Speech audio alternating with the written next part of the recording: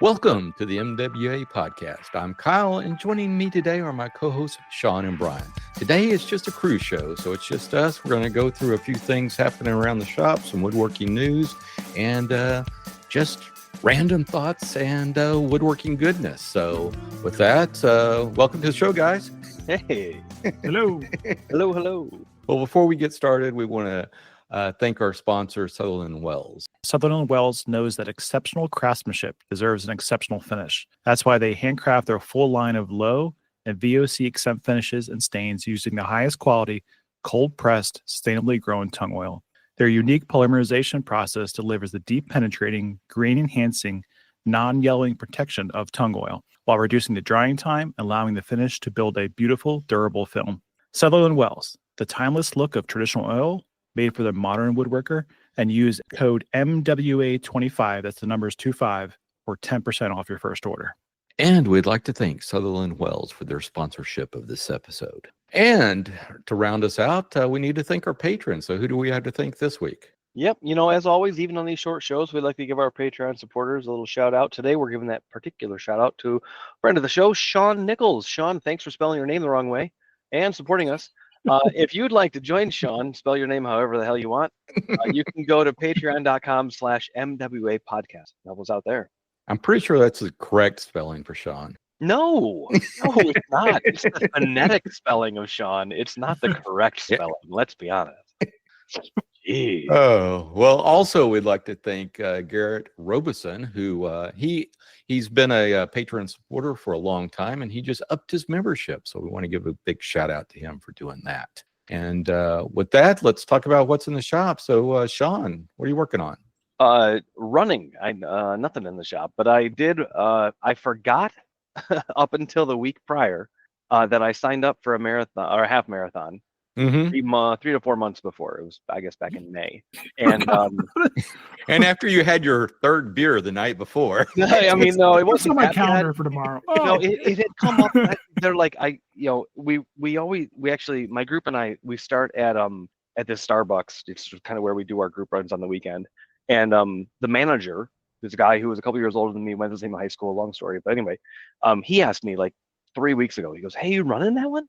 And I normally do, and I'm like, I think so. I don't know. I haven't. I think I registered, and then it took me a week and a half to check my emails, and I did. I finally found the email. I'm like, actually, I didn't. I went to register for it because I've done this race like 9 times. It's just a local like Boy Scout supported half marathon, and I went to register and did the whole thing. It was like, yes, pick my name, yes, my age, all this shirt size. And then the next step is duplicate entry, email address already associated. I was like, oh shit, maybe I did. So I looked a little deeper and went, oh, there it is, from like May 30th. I registered for this race. I hadn't trained for it at all.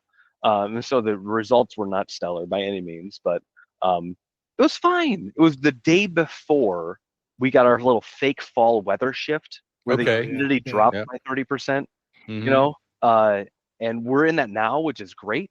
Walking out in the morning, my wife woke up this morning, said she was cold because it was like in the upper 40s overnight. But it was not that day. It was 70-ish and about 80 to 90% humidity. Just a sticky run, but it was fun. Got free pancakes at the end. Yeah. We've had a little nice spell of weather here, but it's been raining.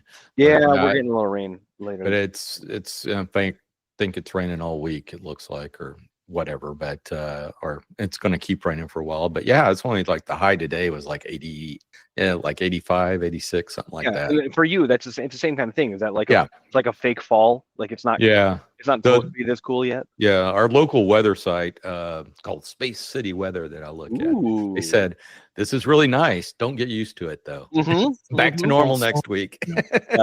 Same thing. Right now, I mean, the thermostat like in La La Land, like going, I don't know if I want to heat, I want to cool. It's like I'm just gonna do a thing, and the windows are open. That's what the big sign is. We open the windows because it's not 90% humidity overnight. Yeah, which it does tend to be. And it's whatever. I like weather. It'd be boring if it was always the same. Yeah. In related news, not related news, but I looked over. I have this old piano in my basement, and it's an old upright. It was here in the house when we moved in. Hey, I see some green and green furniture in your future. And somebody painted it like 1970s green, like that. Oh, that pale green, avocado green. It's lighter than avocado. Okay.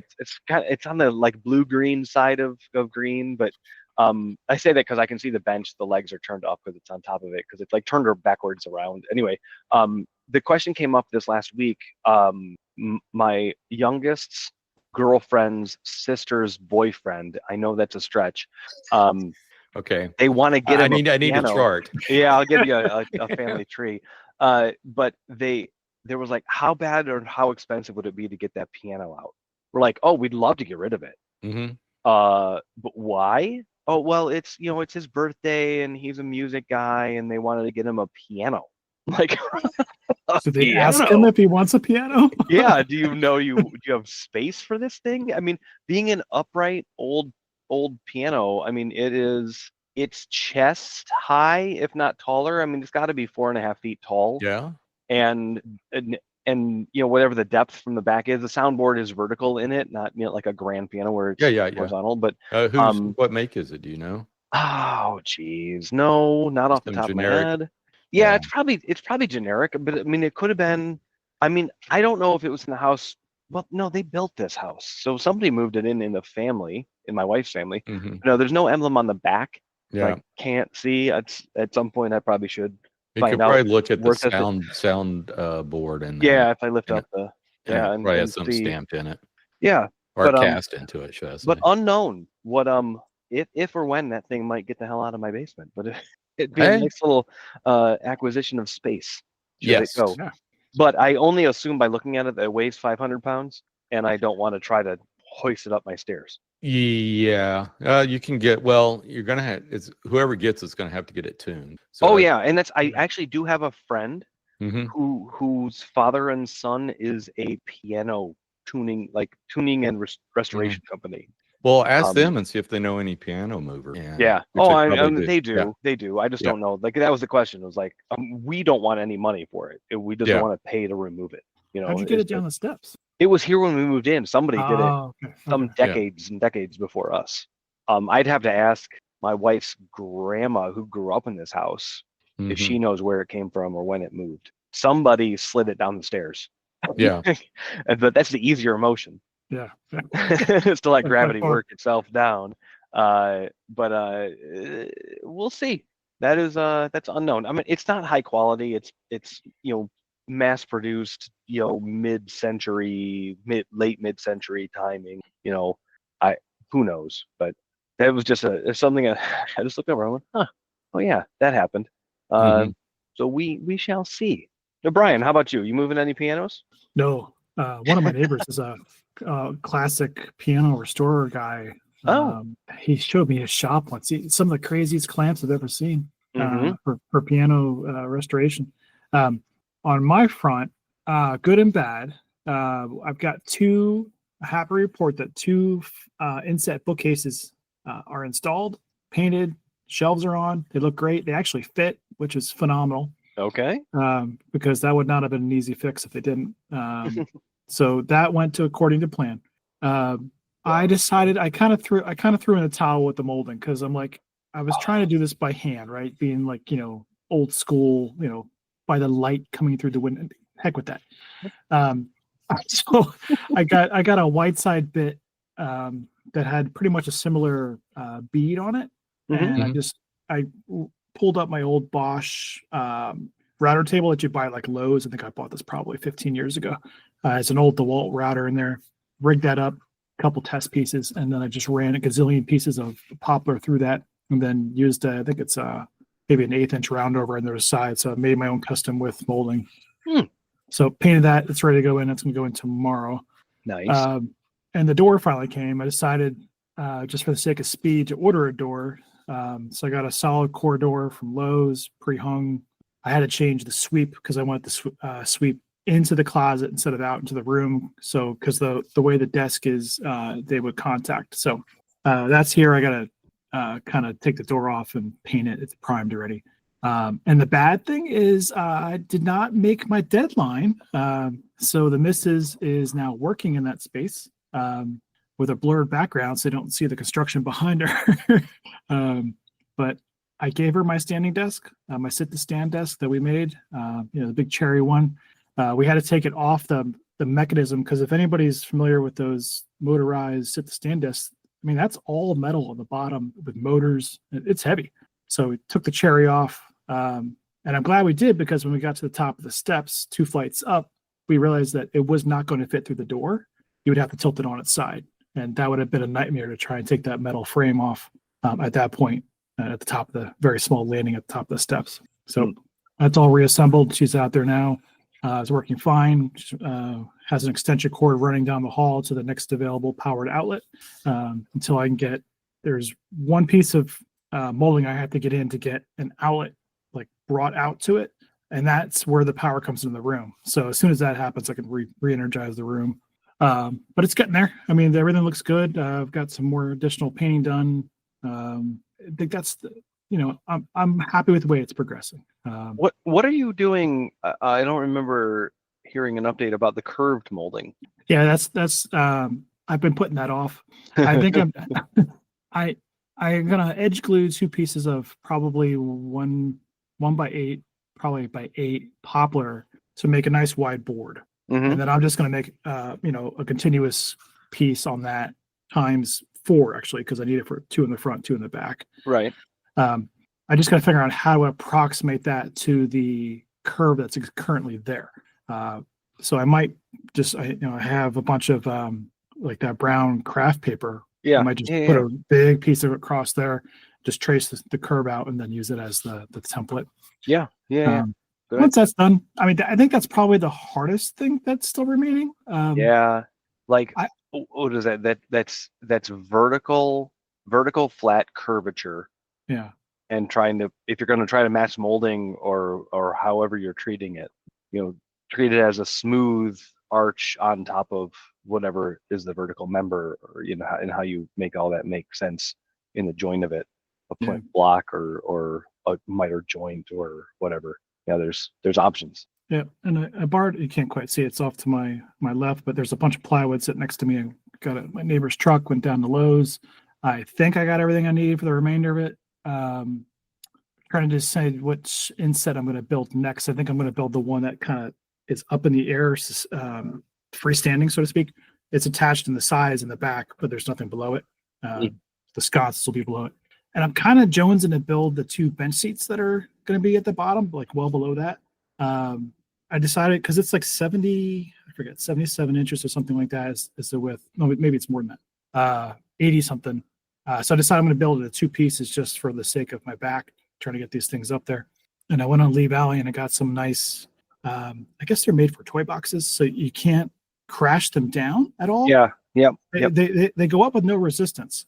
But when they fall, they're slowed. It's slowed. Yeah, there's like an oil field series of gears in there. It just kind of very slowly drops it down.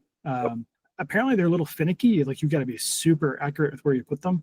But I'll put those in and just, for safety's sake, because I'm sure people after us probably use this as a playroom, maybe, unless they're going to be working from home as well. But it's cool. It works well. I like to get the floor in. Obviously that's going to be last. Plan on using actually the Sutherland Wells stuff, so I'm going to need a few days of no foot traffic. So I have to time it with when the schools are out of session and like where I can block off the level of the house. So we're getting there. Progress is made. Not going to be like Thanksgiving break when you do that. I mean, just got to time it so that there's probably a 5-day weekend or something. Yeah. Or Christmas. Just tell her that the holidays dictate the schedule. I can't help it. Yeah. There's an interesting dichotomy. Like, she's got this beautiful office, right, with this classic molding, looks kind of French cottagey. Then she has like a 34-inch curved monitor with a laptop stand next to it. So it's kind of like high tech and French country. Classic. Yeah. Wow. Yeah. So it's I guess it's just how it is, but that's my life. Kyle, how about you? Yeah, my last week has been somewhat eventful. Anyway, I was consulting with our resident doctor on the podcast because I injured my shoulder, which is fun. I slipped in some water as I was unpacking our car from a little trip, and instead of landing on my back and probably hitting my head and getting a concussion, I was able to twist and land on my shoulder. Now I can't raise my arm above shoulder height without it being in pain. So anyway, I don't think it's separated, but it may be separated. But anyway, our Brian advised me to go get it looked at. So I'm going to do that tomorrow. Yep. Not a bad idea. Yeah. Luckily, I only have one outstanding order and everything's completed. It just needs to be packed. So, and I know the person that ordered this. I don't want to name his name in case he didn't want to be mentioned, but I know he listens to the podcast. So your order will be packed by my wife tomorrow. Well, with proper supervision, of course. So hopefully, hopefully I don't get yelled at. More tape. Yeah. But anyway, so I got that going on. So it's gonna be kind of interesting. I tried to do diagnose myself via the Cleveland Clinic and WebMD. And so we'll see how this goes. Hopefully it's not too bad. I don't think it's going to be. It's just going to be a couple of weeks where I can get back to somewhat operational status. So if you do place an order with me, I may send you a note saying, hey, it may be a couple extra weeks where I can get to it, but hopefully everything will work out great. Also of note, want to make this note before we get into the woodworking news is we did, the reason this podcast is a cruise show is our scheduled guest had some family matters he had to attend to. So we will have a hole in our schedule next week, but we should only be missing 1 week of the show. So anyway, apologies for that. But things happen, and I think this will be the only week we've missed in a while. So okay, so you're only going to get 51 episodes this year. Don't quit Patreon. Exactly. But I'm sure we can squeeze another one in there somewhere down the line. Yeah. Anyway, but with that, let's move over to the woodworking news. Okay, so first up, I think y'all remember, I guess it was probably maybe a year ago or something, that the U.S. Consumer Product Safety Commission announced that they were reviewing everything and they were probably going to set guidelines for table saw manufacturers to include some sort of safety device like saw stop. And there was a bunch of, wringing of hands over this, and saw stop said, hey, we'll release their patent, so that other manufacturers can use it. But apparently the other manufacturers say, hey, we might need more than just that one patent. So this was going through, and apparently since the new Trump administration took over, now we are not a political show, nor will we talk politics at all. But what did happen is I believe there's like a 5-member board. 3 of the appointees were appointed under Biden and they were let go. And then one was a Republican that was nominated back in the first Trump administration, and he retired. And so right now there's only one person on this 5-member board. So, and he decided that at this point in time, they're going to pull back those guidelines. So apparently, it's, I think a lot of the, table saw manufacturers are happy with this result, since they're not going to have to, either develop a new system or, pay for the other patents that SawStop still has on it. And, who knows, they, might wait till all of SawStop's patents expire before they address this again. I think those patents don't have too much longer to last before they expired. But anyway, I know this was a hot topic, a year or so ago. So thought we'd mention that, hey, it's going to be same as it ever was, so to speak. I forget how many years ago it was that I have 3 or 4 phones away bad slow-mo video of not SawStop, but the Bosch. Yes. The Reacts. Yeah. Yes. Yeah. And that got really quiet because of this, right? I mean, it was like, Well, I think SawStop sued them. I think they did. Yeah, and I think they had to withdraw it from at least the North American market. I'm not sure if it was worldwide, Right. but that's one of the things that, hey, if they, if their patents expire, could Bosch bring that system back? Because it was a pretty interesting system because it didn't destroy the blade, and I think you got like two uses out of it before. There was something, and I the only thing is it was only on a job site saw at the time, but I mean, that's why is that? Because those are the cheapest ones to produce, most likely. They're not gonna, but if it works there and they can prove it, I'm sure you could stick it into a cabinet saw. Yeah. Oh, I'm sure you could. And I honestly, I don't know if Bosch makes cabinet saws. It would be somebody else's, like, not that I know. Right. Of, I don't know who. I'm not sure who Bosch is owned by, or if they're a single entity. So they may be owned by some group that does make cabinet saws. I'm not sure. Unfamiliar, but yeah, I mean, I mean, all that technology. Thankfully, I've never lost a finger or anything worse, operating a tool. But the idea of that is good for all, right? So it shouldn't be restrictive. If at all possible. Mm-hmm. There should be no reason, if it benefits all and is not a financial burden to implement. Mm-hmm. I mean, I know that's what SawStop was trying to do. They're trying to say, like, make this required, but also make us be the only ones, and that's dangerous. Yeah, that's what people. Yeah, I mean that's a little rough, but the idea of having a shop injury prevention within a dangerous tool, it's something that should be everywhere. I was actually shocked. When was that? Almost a month ago. I was in a door production facility. They stamp metal parts to make doors. Door skins, and but in their little maintenance shop and testing shop, they have things to cut wood and other things. And their table saw was a SawStop saw. Mm-hmm. I went, okay. I mean, it's you that officially is industry. It's not I'm sure if you got employees or something, you're probably mandated by your insurance company if they, the more it's available. Mm-hmm. And I don't know if you could ever build this into a circular saw, but I've seen circular saw injuries just the same. Yeah, I know. I think in the group that owns Festool owns SawStop now, and I think they have something in their circular saws now because their circular saws no longer have a riving blade anymore. I was looking at the track saws recently. The track saws have like an anti-kickback brake. Really? Almost. Yeah. So interesting. It's not SawStop technology, but it's no, but that's what you want. You want it to be just everywhere technology. Right. You want everybody to have access to something that will stop a blade from turning should it sense something. In these modern digital times, if there is a force acting back on the blade, that's not expected, we should be able to find a way to stop it and save whatever from happening. With a track saw, I don't know how much you're risking anything besides damage to the saw if you're running or material maybe, but like that thing's down on the surface and you're moving it. Yeah. With a table saw, the idea, and obviously the hot dog examples where you're pushing something through a blade, and should your thumb, finger, whatever be in the way, we don't want it to be damaged.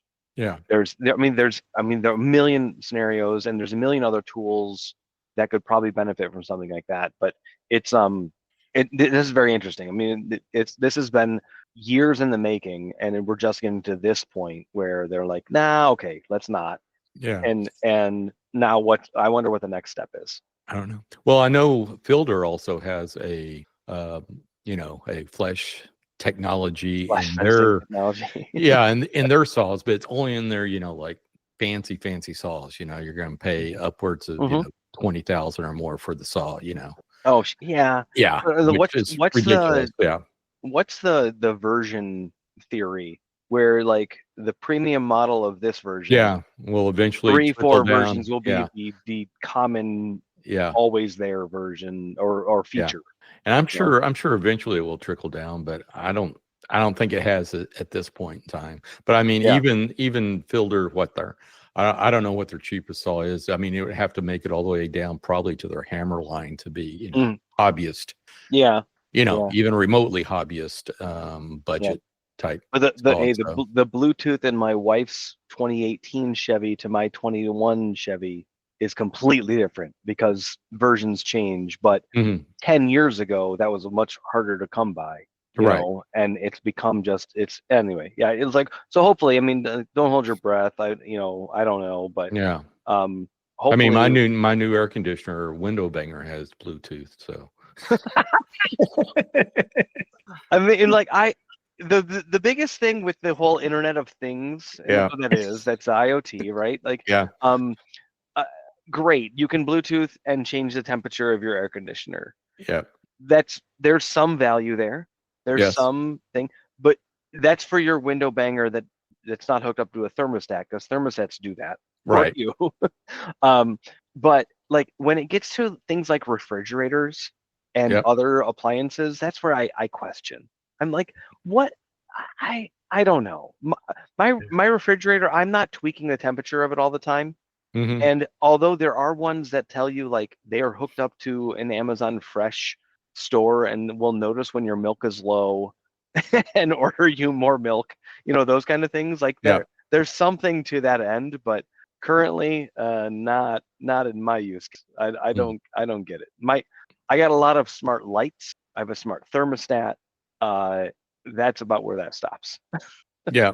Yeah. I have one of those. I bought a refrigerator in the last few years, and yeah, I can do that same thing. But yeah, there's mine wouldn't go that far to order food from you. But I think the only thing it would tell you is, you could reset all the temperatures, turn the ice maker on and off, and then it would alert you if the door was open, that kind of thing. Yeah, I mean, Yeah. okay.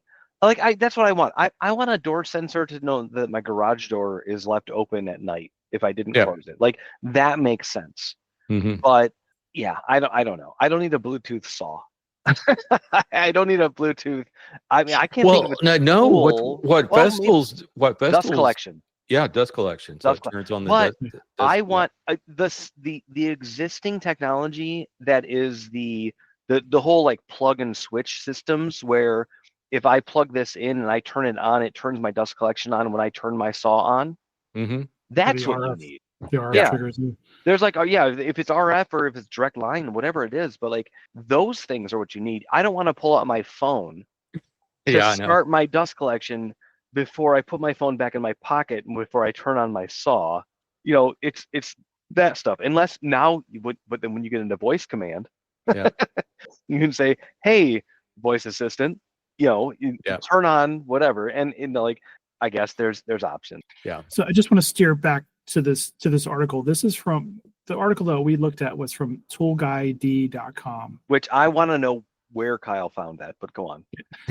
If you have a chance, read this article. It's well written, and Yep. but go down in the comments. There. Oh, yeah. At the time of this recording, there were 54 comments, and they were really good point counterpoint. Mm-hmm. It comes down to, is this safety technology a good idea? And I think most people would, pretty much agree. Yes. The crux of this was, should it be forced upon people? And that's for you to decide. We're not here to decide that for you. Yep. But I just want to say this. Do I own a saw stop? Yes, I do. Do I have 3 triggers with blades buried in them on my wall? Yes, I do. So 2 of them are my meter gauge. One of them, I hit my hand. But that's good though. If you did Yeah. hit your hand. Yeah. That's true. But I've probably taken, in the operating room, we've probably personally taken care of, I would say, between 4 and 5 dozen table saw injuries. Wow. By large, almost, I wouldn't say all of them, but the significant majority of those were people who were not brand new to table saws. These were the guys. I've been in a cabinet shop for 30 years. I have never had an injury. And they say, "Doc, I just looked over to my shoulder for a second, and all of a sudden my hand's in the saw." I must have heard that 36 to 40 times. Jeez. It very rarely is it the hobbyist or, like somebody brand new, that picked up because of a, interest or Pinterest type thing. It's just it happens. It happens so fast. So, but now it falls down to, are you an adult enough to make your own decisions? And I hope that you are. But ultimately, I think if the tech came down in price, you would be foolish not to. I mean, right now it is priced out beyond what some people can reach, and I think that's a travesty. SawStop did what's called a patent web, which makes it they're almost intertwined, which made it very, very difficult for people to try and figure out what the hell's going on. What can I make? What can I not make? Is that a crazy business decision? I think so, for an industry that's trying to promote safety. But as these patents expire, I really, really, really hope Powermatic, everybody starts jumping on these to try and get some version out there that's affordable, and it's not going to be overbearing or pushy. At least give people the option, and that option is an affordable option. Right. I mean, right now, just a very cursory search, a SawStop 1 3/4 horse cabinet saw compared to a Grizzly 10-inch 2 horsepower cabinet saw is twice the price for a SawStop. $1,600 to over $3,000. Yep. That it is a good saw. I mean, I mean it is, and I've never heard a complaint. The only complaint I've gotten was from the 120 volt version that it can get bogged down. That is, I had that saw. I have to use a thin kerf blade. So there is that. So if you got the 220 version, I don't know what the cost difference is. Yeah, that's what I got. I got the 3 horsepower 220. Okay. Yeah. So you got the bigger. Yeah. And I don't have any issues with bogging down, but I mean, Right. But so that's the only, but I think that's anybody. Yeah. Who's got, you have less than 2 horsepower, or above 2 horsepower. There's like just kind of differences there. That's saw production. That's not the safety aspect. That's just like, what is the tool doing? But that is a price difference that is palpable between the two and prohibitive to some. Oh yeah, like it for sure is a lot. Yeah. I mean, my dad has an old PM66 before they stopped making them, and that was $2,000 20 some years ago. Like that was, but it's a cast iron base, it's a cast iron table. Like there's like meat on those bones. Yeah. Right. But no flesh sensing technology, obviously. It's interesting. Like, should we mandate it? Should that drive the cost up? Should we, it is a very interesting discussion because from the production side. But like Brian, to your point, like where it should show up first is the major use cases, not the hobby use cases. Like we need the shops that are seeing mass production using these tools have the helpful technology first. And I think Kyle kind of got at that. I think it's going to be insurance driven. Yeah. Eventually, eventually insurers are say, I'm not insuring you unless you have flesh technology of some sort. Insurance being insurance is not necessarily going to drive the price down. No. Correct. But it'll increase adoption. Yeah, the adoption rate will be higher. You're right. Yeah. And I think they're, any professional, any school, anything like that, that's what they have. They have if there is, they have saws, unless they have sliders, which are, you're just not getting your hands that close on a slider, or if you have the big Felder sliders with their technology, but that would be your high end, high production cabinet. But like, but I think back to I don't know how many shop classes exist in the United States anymore. I'm sure there are some. I can't think of any in my area, but they all should have something like. Oh yeah, I'm sure they do. Yeah. And it would be in SawStop's interest again to boost introduction and use, put it in the hands of the young ones learning. I think we've had a lot of woodworking schools and stuff on the show, and I know every one of them has SawStops. Whether they even let their students use a table saw during class or not, they got employees or something like that that are using it to rough out wood and stuff like that for the projects are coming up and stuff like that. So they all got SawStops. Yeah, I think it just goes without saying. Yeah, as far as those environments, but there's definitely a premium on it. But I know when I bought mine, I saved my little pennies and made sure that was the one I got. So,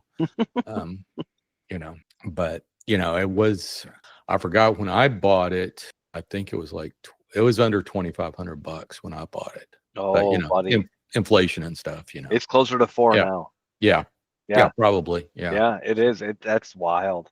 But I mean, how old is my saw? It's got to be coming up on, let's see, it would have been in about 2009 when I bought it. Okay. Yeah. You're so 17 years. Yeah. And I haven't had any issues with it at all. So Yeah. that's another thing. It's been rock solid. No. Did that one float in the hurricane, or was that? No. That the big hurricane I had, I bought this one after that big hurricane. Okay. It destroyed my existing table saw, which was just one of those. It's just that Bosch contractor saw. Yeah. So good upgrade. Good upgrade from there. Upgraded to that. So. It was your joiner planer, right? Yeah, it's my joiner planer that got it. Yep. Yeah. Anyway, that's what they need flesh sensing technology on next. On joiners and planers, now concentrated spinning blade. Yeah. Way too fast, way too small. Never gonna be reactive enough. I don't believe it. Probably not. I did see one. Maybe. Yeah, I did see one time that SawStop was experimenting with some sort of cutoff saws, more of a production cutoff saw than sliding compound mounter saw or something like that. But same thing. But they were demonstrating that they had some sort of thing, and then there were rumors they were working on a bandsaw, but none of that's come to pass. So I'd be pissed if I had a nice finish, a 12-inch finish blade in my compound miter saw. And it got bit. Oh, buddy. Oh, or how about a bandsaw? You had one of those carbide tip blades. Yeah, bandsaw. Oh man, with the carbides. Yeah, if it bit those things. Although those are like the good ones, like you can get them repaired, get new teeth, soldered on, and oh man. Yeah. We'll see. I mean, it may be the first step and maybe the only step, but this is a good step. Like we're seeing it kind of happen over our time here. The introduction was like, whoa, and then it was like, oh, there's some competition, and they got squashed, and now they're saying like, hey, everybody, let's talk. Yeah. Let's figure this out. Let's make it make sense, and hopefully it's equitable and not financially troubling, to the consumer in the end, because it's better. It's better for all. I say that not owning a table saw of my own. I don't use table saws in my work. I've gone the manual side of those things with my own flesh, sensing technology, as Roy would say, to traditional tooling. But very, very interesting. Let's see where this goes. I am interested. Yes. Well, with that, why don't we move on into our fortnightly beer choices? All right. So, what are you drinking there? What do you got, Kyle? Start with you. Well, I'm just drinking water because I'm injured and I'm on ibuprofen. we don't need. we don't need to. Ibuprofen's bad enough on your stomach and liver and all that kind of stuff. I don't need alcohol on top of it. So just water today. So what about you, Sean? So I picked up. I know last time we recorded, I had a pumpkin ale, and that was a little too early. But now, a little closer to the Oktoberfest season, I did find the Bell's Oktoberfest Martzen, which is a kind of semi-traditional, Oktoberfest beer. So happy with that this evening. How about you, Brian? This one's new to me. It's a Dr. Lupulin Diabolical Triple IPA from Revision Brewing Company out of Nevada. This will punch you in the face. Ooh, buddy, really? Oh, I don't mean triple. I mean, you're above 10% there. Yeah. Gotta be. It's funny you mentioned that because I was looking at this before the show, and I know this is a great podcast here, but I'm going to open this up and read a can. It says the alcohol content's 11.3. Whoa. The IBUs, it says confidential. So I'm like, okay. Yeah, I mean, this is I'm not a triple IPA kind of person. Right. Where'd you find this? I think I got this in a beer exchange from a guy out of California. Yeah. Speaking of which, I heard a rumor that if you're a big IPA, West Coast IPA person, you'll know what Russian River is. It's a brewery. Uh-huh. I'm hearing rumors that you can now get it in Pennsylvania. I have not found it. But if I can find like Pliny the Elder or Pliny for President, I'll send you guys some. You'll like buddy. I'll pay you for it. So yeah. So would I buy this? No. Will I drink it? Absolutely. So. Interesting. So like that's a Southwest IPA, I guess. I mean, out of Arizona. Yeah. That's Nevada. So Nevada. Sorry. That is interesting. And the Dr. Lupulin, it sounds like snake oil. Like just Yeah. like they're like, yeah, try this. Yeah, Sonny. Yeah, it's got like an evil scientist can art thing going on. Yeah. Yeah, so it's good. Diabolical Just triple. don't drink more than one. No, not at that. All righty. Well, with that, I think we'll close out this show. And I know it's a little short one, but we'll be back in a couple of weeks with Barton, regularly scheduled programming. And that just about wraps it up for this show. If you haven't already, please subscribe to the show on the podcatcher of your choice. Just search for the Modern Woodworkers Association. And while you're there, please leave us a review. You can follow us on Instagram at MWA_podcast. And if you'd like to support the podcast, go over to patreon.com/MWA podcast. But the best thing you can do is tell a friend. Word of mouth goes a long way in sharing our discussion.